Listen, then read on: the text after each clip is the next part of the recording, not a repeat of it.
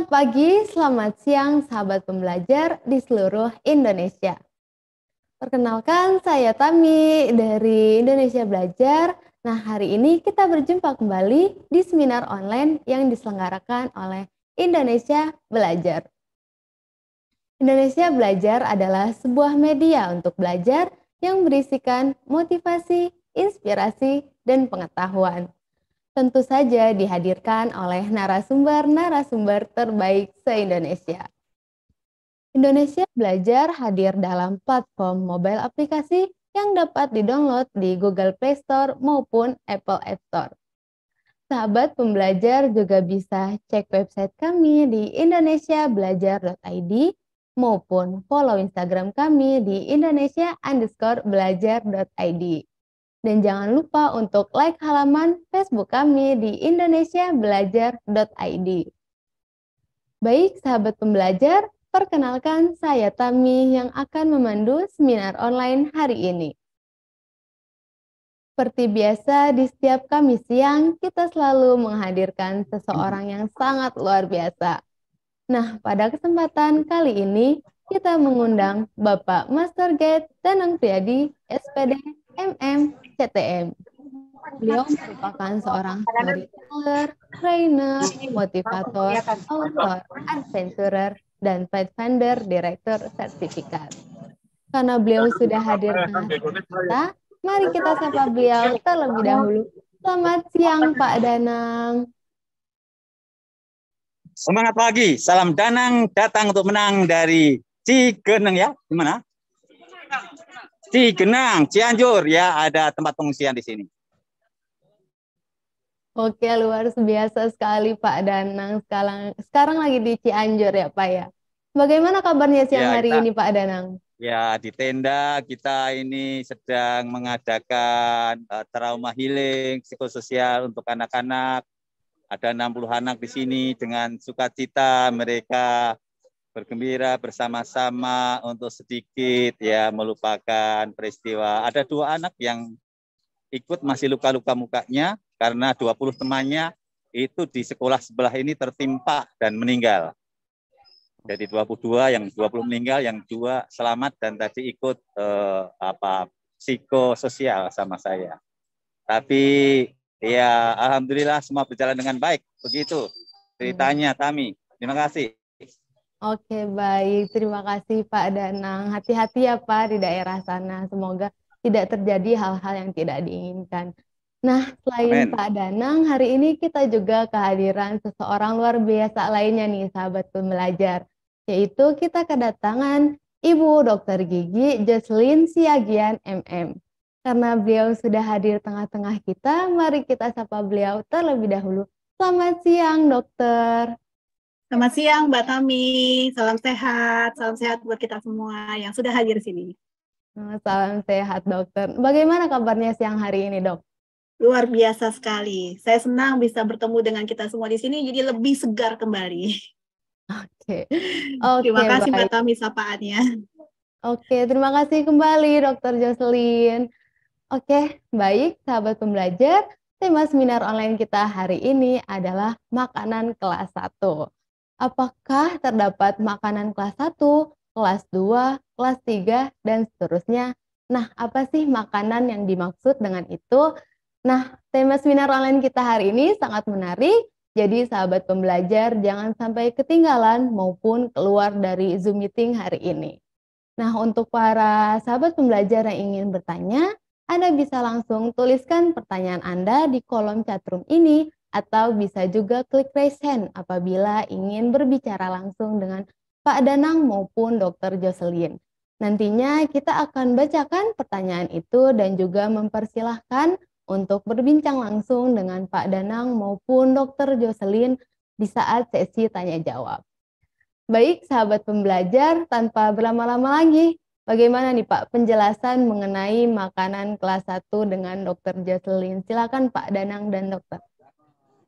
Nah, ringkasnya itu nanti akan diterangkan oleh Dr. Jocelyn, tapi yang jelas di sini kami juga membawa misi ya. Misi apa? Mengajak anak-anak makan makanan sehat. Jadi kalau pagi kita sediakan bubur kacang hijau. Ya, mereka mengantre makan bubur kacang hijau.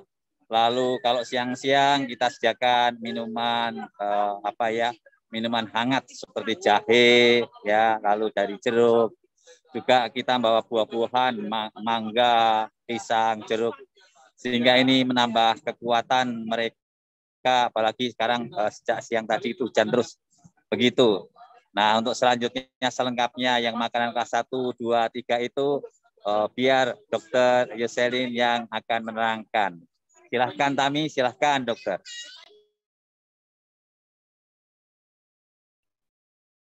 Ini kita langsung aja ya Mbak Tami ya? Iya dokter. Pak Danang ya? Silakan dokter.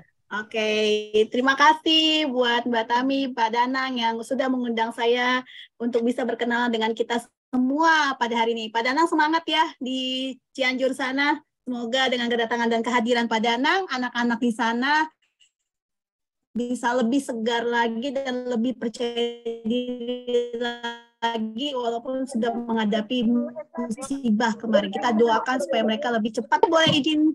Amin. Suara saya jelas ya Mbak Tami ya? Jelas dokter. Oke, saya izin share screen boleh ya?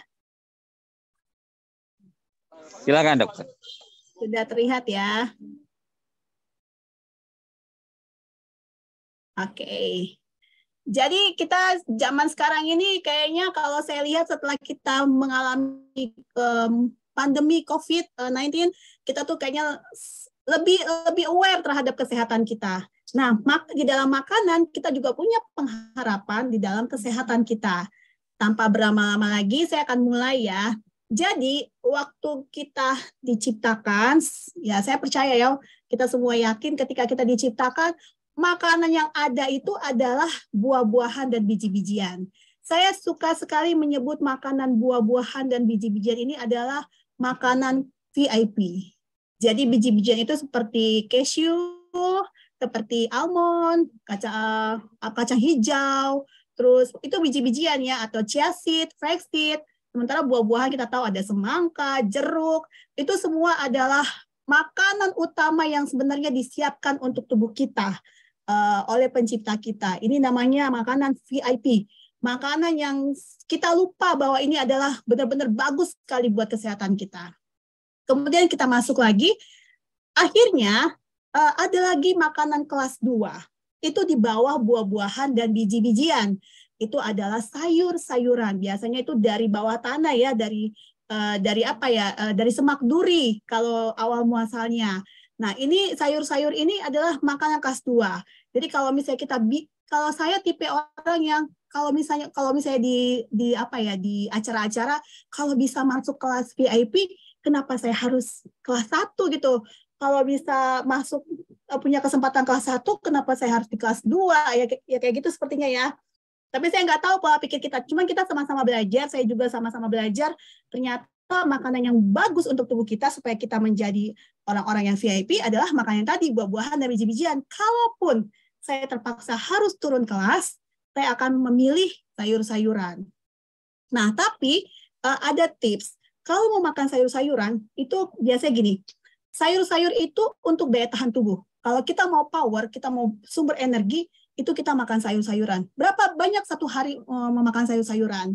Nah, kalau saya pernah punya mertua, dia ada cancer, kemudian kita konsultasi sama dokter bilang, kalau boleh satu hari itu untuk daya tahan tubuh, kita makan 3-5 porsi mangkok bakso, sayur, tapi dengan berbagai warna. Jadi nggak cuma yang hijau, tapi ada beberapa warna, kita makan itu buat power kita, daya tahan tubuh kita. Nah, kalau untuk regenerasi sel, maksudnya pergantian selnya, baru kita mau makan buah-buahan. Jadi kalau kita mau, kenapa kita lihat, oh kok ini orang sudah tua, tapi kok mukanya masih kencang. Nah, itu regenerasi sel, itu didapat dari buah-buahan. Ini ada sebuah cerita, namanya seorang Dr. George Magnus. Dia membuat suatu buku, cara Tuhannya menuju kesehatan prima. Jadi judul bukunya Cara Allah Menuju Kesehatan Prima. Pada waktu dia usia 24 tahun, dia divonis menderita penyakit kanker usus besar. Itu luar biasa parahnya. Kemudian Magnus nggak mau nyerah. Dia nggak mau nyerah, hanya mengikuti pola kemo saya, dia nggak mau nyerah. Akhirnya, dia mulai meninggalkan makanan daging. Kemudian pendek cerita, kankernya hilang dalam beberapa tahun. Dan semua gejala-gejala yang sudah dia alami semuanya hilang. Alergi, tekanan darah tinggi, jerawatan, bau badan, ketombe, flu, semuanya hilang ketika dia mulai memakan buah-buahan, biji-bijian, dan sayur-sayuran. Dan dia menjadi seorang vegetaris. Di usia, tadi kan dia usia 24, dia mendapatkan cancer ya. Ternyata di usia 42 tahun, dia masih menulis buku. Berarti cancernya itu, karena sudah dia berubah pola hidupnya, bisa hilang, dan dia bertahan sampai umur 42 tahun. Bukan itu juga. Bahkan katanya di usia 66 tahun dia tetap kuat dan tetap bisa main bola. Dia bisa main basket dengan orang-orang muda, dia bisa jogging 7,5 km, dan daya tahan tubuhnya lebih besar. Ini luar biasa. Divonis 24 tahun cancer, biasanya 25-26 juga, ya paling panjang 30 tahun meninggal. Tapi ini enggak. Di usia 66 tahun, dia masih bisa kekuatannya seperti orang muda. Hanya karena mengubah cara hidupnya. Jadi kalau kita tahu ya, menurut sejarah, umur manusia zaman dulu itu di atas 900 tahun. Tapi kenapa umur manusia zaman sekarang itu 60-70 tahun? Kalaupun lebihnya itu penderitaan. Kenapa? Nah, itu mungkin karena pola makan juga ya. Kita tahu ya, peristiwa air bah itu hanya ada di kitab atau ada ya di sejarah. Jadi saya coba-coba baca Wikipedia kembali, dan ternyata ada nih ya. Aduh, saya lupa tulis tadi. Tapi ada tulis, kalau misalnya saudara baca Wikipedia, menurut kreasinisme itu digambarkan bahwa ada peristiwa air bah di dunia ini pernah terjadi. Nah, pertanyaan saya adalah, kalau peristiwa air bah bisa memusnahkan semua tumbuh-tumbuhan, buah-buahan, biji-bijian, lalu apa makanan manusia pada saat itu? Makanya dikasih lagi makanan kelas 3, yaitu ya ini daging-daging. Tapi kita manusia pada zaman sekarang bukannya membuat ini menjadi makanan kelas 3, tapi justru ini adalah menurut kita makanan VIP. Kayaknya kalau bisa makan begini tuh kayak mewah banget gitu loh. Jadi kita tuh merasa bisa makan menu hewani itu, produk hewani itu kayaknya makanan yang mewah. Bisa makan di restoran-restoran grill, itu kayaknya mewah banget. Padahal itu adalah makanan yang dipersiapkan untuk tubuh manusia menjadi makanan kelas 3. Saudara semua atau adik-adik jangan lupa bahwa kita adalah manusia omnivora. Manusia omnivora itu adalah manusia yang bisa memakan hewan dan tumbuhan. Bukan memakan segala ya, bukan bisa makan kecoa, makan tikus, bukan. Tapi manusia yang bisa memakan makanan baik itu tumbuhan maupun hewan. Jadi, pada waktu makhluk omnivora seperti kita memakan makanan, maka dalam mencernanya kita perlu oksigen. Oksigen itu diambil dari berbagai tubuh kita.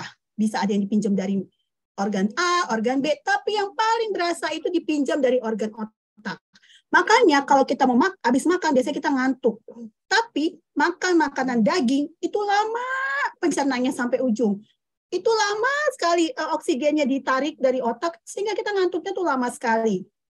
Tapi kalau makan makanan sayur, buah, dan biji-bijian, itu cepat sekali ngantuknya karena langsung nyampe di ujung. Nah, saudara juga bisa tahu, adik-adik juga bisa tahu bahwa makan daging berlebihan membuat tubuh menjadi asid. Asid itu asam. Jadi kalau tubuh kita itu bagusnya basah. Karena kalau misalnya tubuh kita asam, kanker itu jadi ada peluang untuk hidup. Dan tubuh diciptakan basah dengan pH harus di atas 7. Dan itu jauh dari kanker. Nah, ini ada cerita mengenai mobil Ford.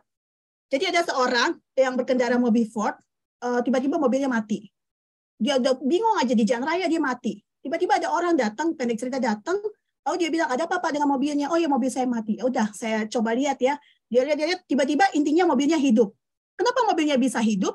Karena dia adalah Ford yang membuat mobil si Ford tersebut.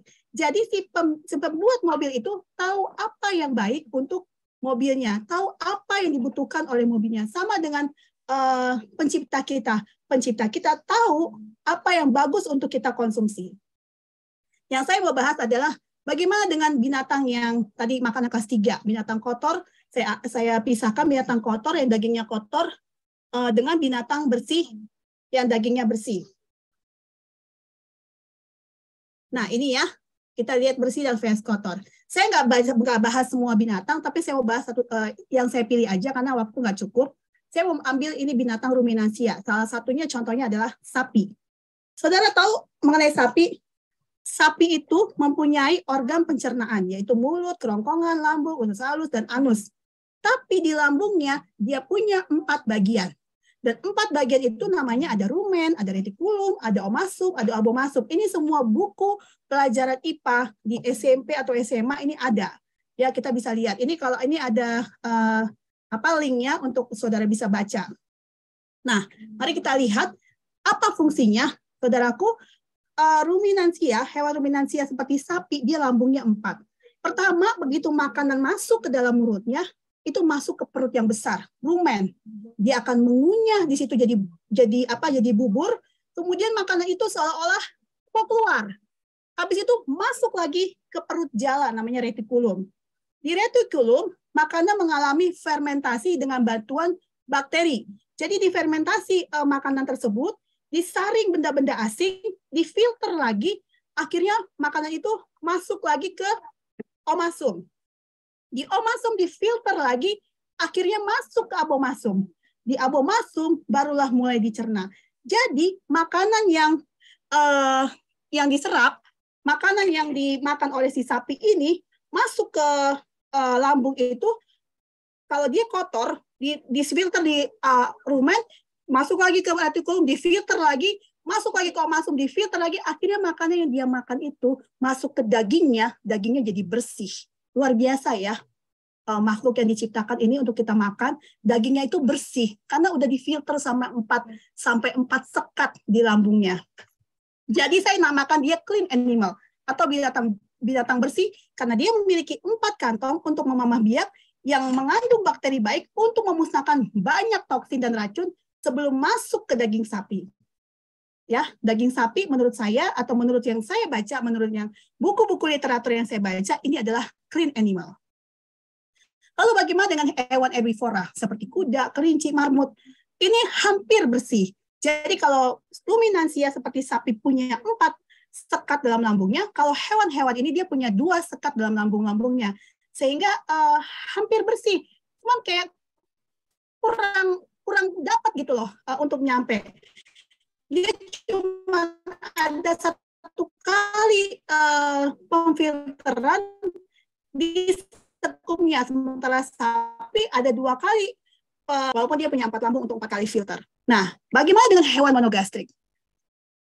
Kalau hewan monogastrik seperti ini, dia non-ruminansia, dia memiliki lambung yang sederhana.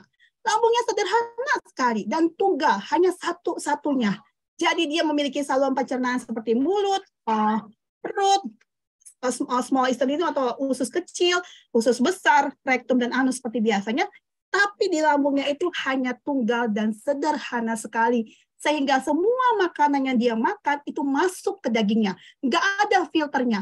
Apapun yang dia makan itu langsung masuk ke dagingnya. Makanya kalau kita ke pasar, melihat sapi itu lemaknya bisa dipisah dari dagingnya. Tapi kalau babi, maaf kata, dia tidak bisa dipisah lemaknya. Makanya daging babi itu rasanya gurih katanya. Rasanya gurih dan nikmat. Langsung berasa gitu kenikmatannya dibanding kalau kita makan daging sapi. Nah, tapi apa yang terjadi? Cacing, telur cacing, bakteri, semua masuk ke dagingnya. Nggak ada yang filter. Apalagi dia merupakan binatang yang kita tahu rakus. Jadi terlalu asam di perutnya dan banyak sekali kutu-kutu kecil masuk ke dalam lambung babi ini. Ada zat toksin, zat infeksius, semua masuk. Jadi sebenarnya babi ini bukan binatang yang diciptakan untuk dimakan. Tapi babi diciptakan untuk membersihkan daratan. Membersihkan, karena dia binatang darat ya, jadi untuk membersihkan daratan. Kalau kita mau lihat, mau tes, daging babi disiram coke, itu akan terlihat cacing-cacing yang bergerak. Nah, ini kita skip aja. Lalu bagaimana dengan binatang yang ada di kolam air tawar? Ini ada sebuah buku ya, ini buku cerita anak benar-benar ada. Di sini ditulis tentang lele. The catfish is not the biggest fish. Jadi lele ini bukan binatang yang besar.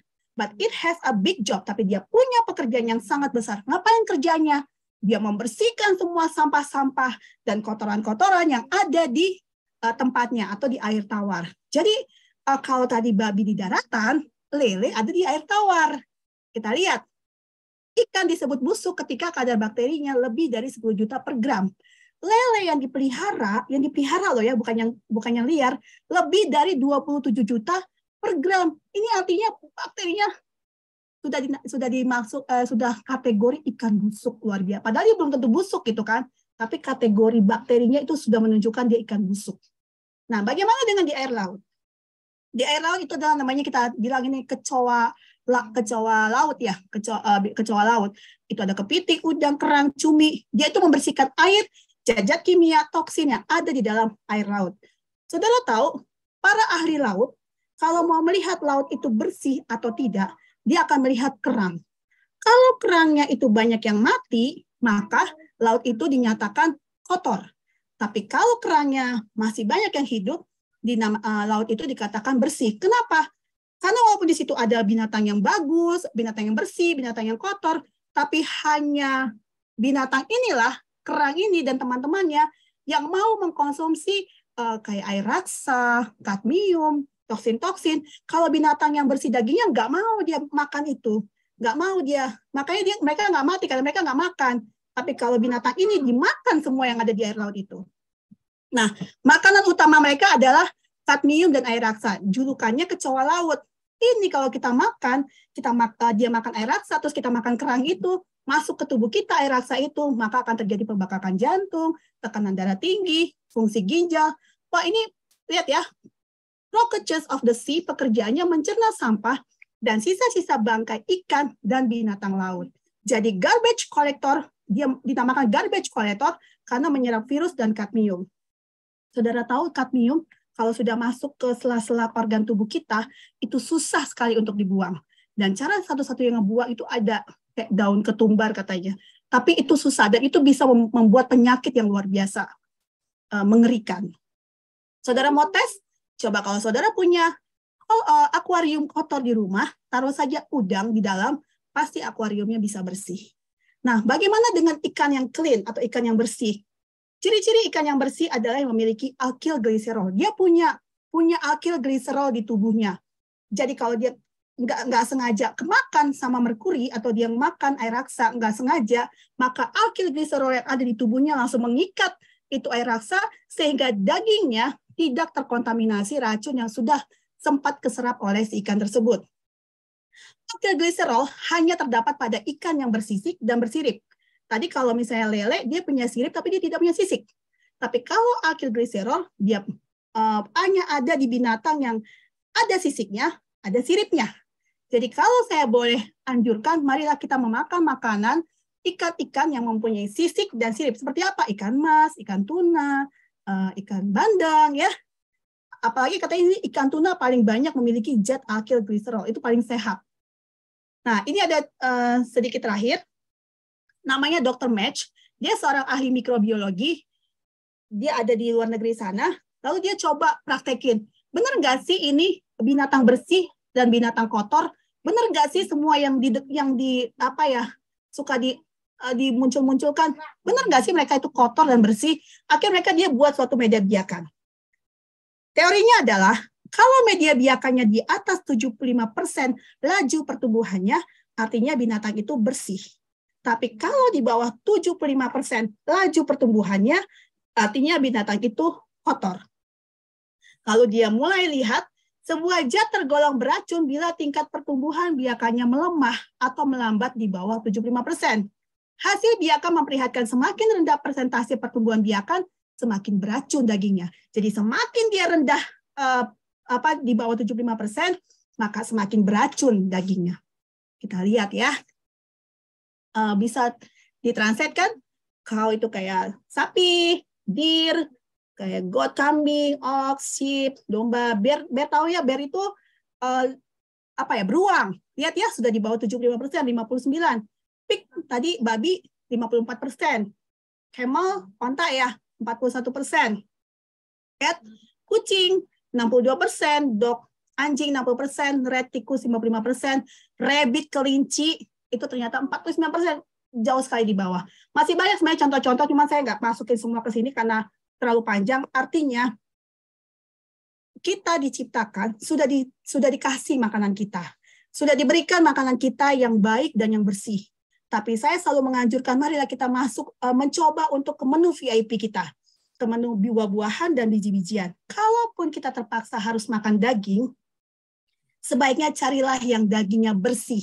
Seperti apa? Seperti cow, deer, goat, ox, sheep, ya, dan teman-temannya. Itu luar biasa bersihnya. Jangan kita kotori tubuh kita lagi dengan sudah makan daging, makanan kelas 3, tapi makannya dagingnya juga daging yang beracun gitu. Itu sih sekedar saran dan himbauan sebaiknya supaya kita lebih sehat lagi, supaya kita lebih power lagi. Mari kita makan makanan yang VIP atau kelas 1 tadi seperti sayur-sayurannya. Dan saya berdoa, saudaraku yang kekasih, aku berdoa semoga engkau baik-baik dan sehat-sehat saja dalam segala sesuatu, sama seperti jiwamu baik-baik saja. Semakin kita sehat, semakin bisa kita untuk mengajari kepada orang-orang atau memberikan terang kepada orang-orang tentang pengharapan dalam kesehatan. Terima kasih. Oke, baik. Terima kasih Dr. Jocelyn atas pemaparannya mengenai makanan sehat kelas 1. Nah, untuk Pak Danang, apakah ada tambahan sedikit, Pak, mengenai makanan kelas 1? Silahkan, Pak Danang. Ya, kalau saya dulu pengalaman saya dulu itu sebagai orang desa, makan buah, sayur, dan itu mengaruh dalam kesehatan ya. Maka kalau Anda lihat umur saya sudah hampir 63 tahun tapi masih kelihatan. Ya kalau orang bilang pensiun itu belum kelihatan nama pensiun. Jadi sekarang pun masih aktif dalam sukarelawan itu juga dengan senang hati karena makanan itu berpengaruh. Kalau saya makan buah dan sayur, maka rasanya itu enak di perut, mudah tidur. Tapi yang sebaliknya, kalau makanan yang kelas 3 tadi, nah biasanya itu membawa penyakit atau rasa nggak enak. Jadi yang disampaikan Dr. Jocelyn tadi mengenai makanan kelas 1, ya, biji-bijian dan buah-buah yang buahnya berbiji, lalu juga makanan kelas 2 sayur-sayur, itulah yang maksud kita makan konsumsi sehingga mempengaruhi kesehatan tubuh kita. Mensana and corpore sano, dalam tubuh yang sehat terdapat jiwa yang sehat. Begitu, kami silakan lanjut. Oke, baik. Terima kasih Pak Danang atas penjelasannya tambahan mengenai materi kelas 1. Nah, baik sahabat pembelajar, selanjutnya kita akan membuka sesi tanya jawab. Jadi untuk para sahabat pembelajar yang ingin bertanya, Anda bisa langsung tuliskan pertanyaan Anda di kolom chatroom ini, atau bisa langsung klik raise hand-nya apabila ingin berbincang langsung dengan Pak Danang maupun Dr. Jocelyn. Oke, baik. Di sini sudah ada satu pertanyaan. Saya bacakan ya Pak Danang dan Dr. Jocelyn. Ini pertanyaan dari Ibu Jessica. Dokter, bagaimana dengan ayam? Apalagi saat ini hampir semua makanan menggunakan ayam nih, Dok. Nah, karena dianggap paling aman, menurut dokter gimana nih, Dok? Nah, terima kasih dokter sebelumnya. Silahkan Dr. Jocelyn. Terima kasih Ibu Jessica untuk pertanyaan yang luar biasa. Memang ayam tuh sangat enak, apalagi yang fried chicken ya, yang fried. Nanti kita mungkin boleh belajar tentang bagaimana minyak yang bikin kriuk-kriuk. Sekarang saya mau tanya deh, bisa nggak sih di rumah kita masak yang kriuk-kriuk dengan kriuknya tuh awet lama? Agak susah loh, karena minyaknya berbeda kan dengan kriuk-kriuk yang ada di restoran. Jadi yang saya mau kita masuk lagi ke laptop tadi tentang pembahasan ayam. Tadi saya coba jelaskan dan menghimbau. Kalau boleh kita masuk ke makanan VIP. Tapi kalaupun kita terpaksa harus makan daging, hendaklah daging itu daging yang bersih. Oke, ayam termasuk menurut saya daging yang bersih. Menurut buku-buku yang saya baca juga itu termasuk daging yang bersih. Tapi tahukah kita bahwa ayam itu yang di restoran-restoran itu, apalagi yang beredar sekarang, itu ayam yang dipaksa untuk besar. Jadi kalau kita perhatikan semua anak-anak zaman sekarang yang sering memakan ayam, itu tubuhnya juga ikutan besar. Karena anak-anak ayam yang dipaksa besar, dimakan oleh anak kita pun dipaksa besar. Tapi besar yang tidak sehat atau besar yang tidak alami. Nah, itu mengundang begitu kita memakan itu daya tahan tubuh kita langsung turun drastis. Ketika daya tahan tubuh kita turun drastis, maka kesempatan kuman atau kesempatan parasit atau virus menyerang tubuh kita itu besar. Jadi kalau boleh kalaupun harus terpaksa makan ayam, sebaiknya gunakanlah ayam yang kampung, ya kan? Tapi ayam kampung pun makanannya sudah pelet, sudah tidak alami lagi seperti zaman dulu kan. Kalau makan ayam-ayam itu kan makanannya alami ya. Kalau sekarang makanannya juga sudah diatur, dan itu juga tidak bagus kalau masuk ke tubuh kita. Tapi itu jauh lebih baik dibanding hewan-hewan yang unclean. Jadi bijak-bijaklah kita mencari makanan kita sehari-hari, apalagi itu untuk kebutuhan anak-anak kita. Karena zat yang disuntikkan di ayam tersebut itu masuk ke tubuh anak-anak kita. Secara tidak langsung itu kita membunuh anak kita perlahan-lahan. Menurut saya. Terima kasih. Mungkin ada yang bisa menambahkan Pak Danang mungkin. Oke, baik, dari Pak Danang apa bisa penambahannya sedikit untuk mendukung dari Dokter? Kalau soal ayam itu catatannya, kapan ayam disembelih, kapan dimakan. Karena kalau ayam itu disembelih sekarang, makannya besok, lalu disimpan, itu berarti sudah menjadi apa ya istilahnya, bukan ayam segar lagi, dalam tanda petik bangkai. Makanya seringkali kita mungkin bukan makan ayam yang benar, tapi sudah makan bangkai ayam. Apalagi kalau ayam sebelum kita makan sudah mati duluan, mati lemas. Nah itu sama dengan makan bangkai. Makanya ayam yang bagus itu yang begitu sudah dipotong langsung dimasak. Nah itu cara makan ayam yang bagus. Begitu tambahannya, Tami.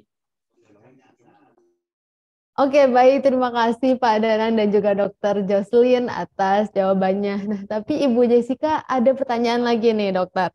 Lagi Dok, pertanyaan, pernah ada isu bahwa apabila kita tidak memakan daging, jadi hanya memakan biji-bijian dan juga buah-buahan dan juga sayur-sayuran, itu akan lebih cepat mengalami diabetes.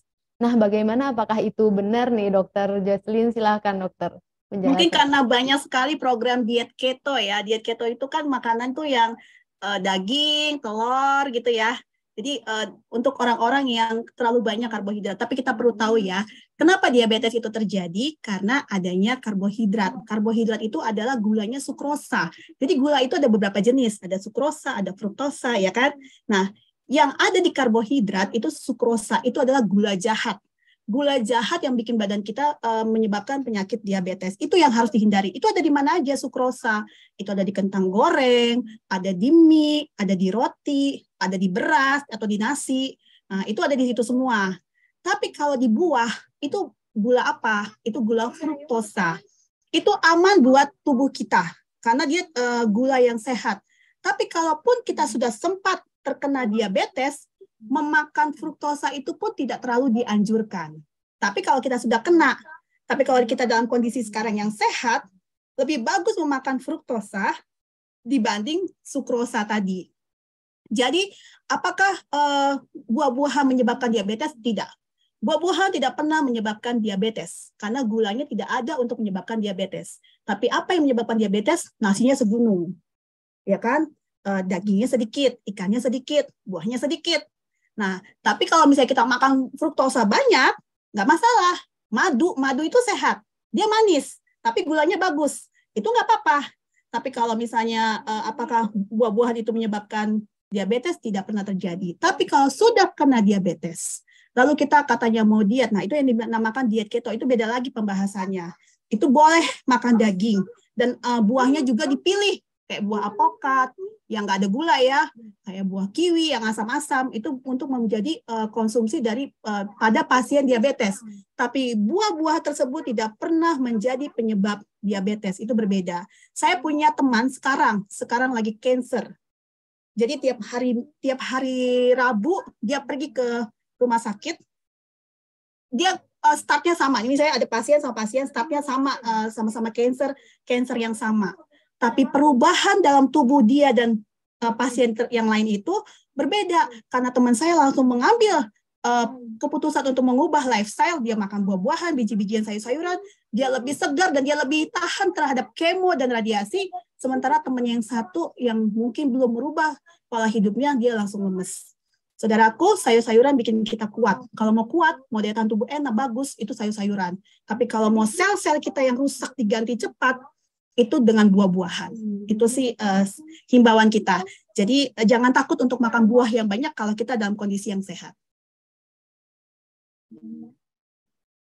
Oke, baik. Terima kasih Dokter Jocelyn atas penjawabannya mengenai pertanyaan dari Ibu Jessica. Dari Pak Danang, apakah ada sedikit tambahan bagaimana nih Pak?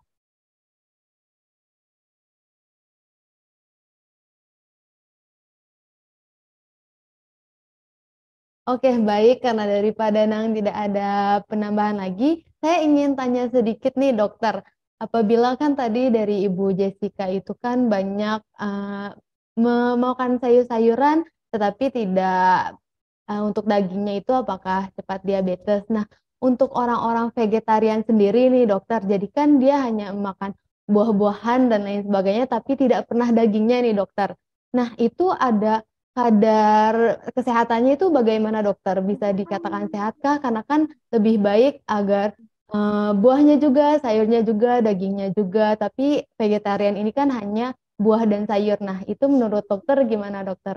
Jocelyn, silahkan dokter. Ya, jadi banyak sekali sekarang yang orang-orang yang vegetarian lebih membanggakan saya vegetarian, saya makan makan yang sehat. Tapi jangan salah, bagaimana kita mau makan yang sehat kalau makan tempenya cuma segini, sayurnya cuma sedikit, buahnya cuma satu. Ya, saya pernah kenalan sama orang di luar negeri, dia datang ke Indonesia, lalu dia makan, dia vegetaris. Tahu dia makannya gimana? Itu piringnya penuh sekali dengan buah-buah sama sayur-sayuran yang wah, enak kali kalau saya mau makan tuh enak banget. Itu semua melon itu dipotong setengah, setengahnya itu buat dia makan, sekali makan. Jadi kalau ketika memutuskan vegetarian, kalau hanya sayur sedikit, tempe sedikit, tahu sedikit, jangan vegetarian. Apalagi kalau masalah kita banyak, stres banyak, jadi nggak seimbang antara asupan makanan dengan stres kita gitu. Kita belum siap untuk vegetarian. Tapi kalau kita siap untuk vegetarian itu himbauan ya, kita masuk, tapi kita harus mencoba. Kita masuk ke yang kelas VIP tadi punya makanan, bolehlah kita lihat kadar gizinya. Misalnya, apa sih pengganti daging misalnya dari segi kadar gizi di daging yang kita butuh ada di sayuran dan di bijian atau di buah-buahan. Nah, itu harus kita ganti di kelompok si VIP tersebut. Kita harus banyak cari tahu dan banyak membaca. Jadi jangan sampai kita hilangkan dagingnya, tapi gizi di daging ini tidak kita dapat di sayur-sayuran dan buah-buahan. Jangan sampai seperti itu. Karena banyak sekali saya lihat juga teman-teman saya vegetarian, masuk rumah sakit kurang natrium, kurang kalium. Itu kan bahaya. Dari mana natrium dan kaliumnya? Kalium kan banyak di pisang sebenarnya kan. Jadi harus cari tahu apa gizi yang harus diganti di produk hewani ini di dalam produk buah-buah ini. Ada itu semua, tapi kita harus banyak menggali. Ya, bolehlah dicoba sedikit-sedikit kita tinggalkan makanan daging, tapi kalaupun belum bisa, tidak apa-apa, pelan-pelan saja. Maka kita mulai dari daging-dagingan yang bersih dulu. Jangan makan daging-dagingan yang kotor dulu, dan berbanyak sayur-sayuran, perbanyak buah-buahan. Itu berasa sekali seperti Pak Danang bilang tadi, dia makin fit, makin segar ketika dia mengkonsumsi buah-buahan dan sayur-sayuran. Dan saya punya banyak teman lolos cancer, tidak ada lagi cancernya, itu bukan cuma cerita, kayak tadi kan Jos Maximus itu cerita ya, cerita dari luar, saya nggak tahu orangnya, saya nggak kenal, tapi teman-teman saya ketika dia mengubah pola hidupnya, tadinya dia stadium 2 atau stadium 3, itu jadi nggak ada lagi stadiumnya. Gitu. Tapi bukan berarti tidak diseimbangkan dengan rumah sakit, medisnya tetap diambil, tapi pola hidup makanan juga kita harus berubah. Nah, untuk mengalami reformasi atau perubahan memang butuh pergumulan yang luar biasa. Mari kita sama-sama belajar. Oke, baik. Terima kasih Dr. Jocelyn atas pemaparannya mengenai materi kita tentang makanan kelas 1. Lalu dikarenakan pertanyaan dari sahabat pembelajar sudah tidak ada lagi dan acara seminar online hari ini hampir menghabiskan waktu 1 jam, jadi yang mengartikan bahwa acara seminar online hari ini akan segera berakhir. Terima kasih untuk Pak Danang dan juga Dr. Jocelyn. Silahkan untuk Pak Danang, saya persilahkan Pak untuk closing statement-nya sebagai penutupan dari acara seminar hari ini. Silahkan Pak Danang. Mensana in corpore sano, dalam tubuh yang sehat terdapat jiwa yang sehat. Marilah kita makan kelas 1, makan makanan kelas 2, banyak buah dan sayur, biar kita sehat, dan jiwa kita sehat, pikiran kita sehat, kita hidup sehat, dan menghasilkan hal yang sehat tentang kebaikan. Terima kasih, salam Danang, datang untuk menang. Amin. Oke, baik. Terima kasih Pak Danang atas closing statement-nya. Silahkan untuk Dr. Jocelyn, closing statement-nya, dokter. Iya, saya pribadi juga mungkin belum terlalu meninggalkan daging, tapi saya juga berusaha untuk kayak pagi-pagi saya kasih anak saya oatmeal dan buah-buahan gitu ya. Jadi marilah kita berusaha mencoba. Walaupun belum 100% pas kadarnya, kadar gizi yang kita siapkan, marilah kita coba. Karena kalau kita tidak pernah mencoba, bagaimana kita bisa berhasil. Dan saya yakin kalau kita semua masyarakat Indonesia bisa memakan balik lagi atau kembali ke menu yang sudah dicanangkan untuk tubuh kita, yaitu makanan kelas VIP tadi, buah-buahan dan biji-bijian, saya yakin masyarakat Indonesia terbebas dari COVID. Amin. Oke, baik. Amin. Terima kasih untuk Pak Danang dan juga Dr. Jocelyn atas pemaparannya hari ini untuk materi makanan kelas 1. Nah, untuk sahabat pembelajar juga terima kasih karena sudah ikut join bergabung dalam acara seminar online hari ini. Untuk sahabat pembelajar yang ketinggalan, kalian bisa langsung cek YouTube kita di Indonesia Belajar Official. Di sana sudah ada uploadan dari video-video kita mengenai acara seminar online sebelumnya dan juga yang akan datang, yang akan diupdate di YouTube kita ya, tersebut, yaitu Indonesia Belajar Official. Kita akan bertemu lagi di minggu depan di hari Kamis di jam yang sama, yaitu jam 2 dengan Pak Danang dan juga narasumber lainnya. Nah, saya Tami beserta tim. Terima kasih Dr. Selin, terima kasih. Terima kasih Pak Danang, terima kasih Bu Tami. Luar biasa. Terima kasih Jessica, Terima kasih buat semuanya Ibu Jessica, terima kasih.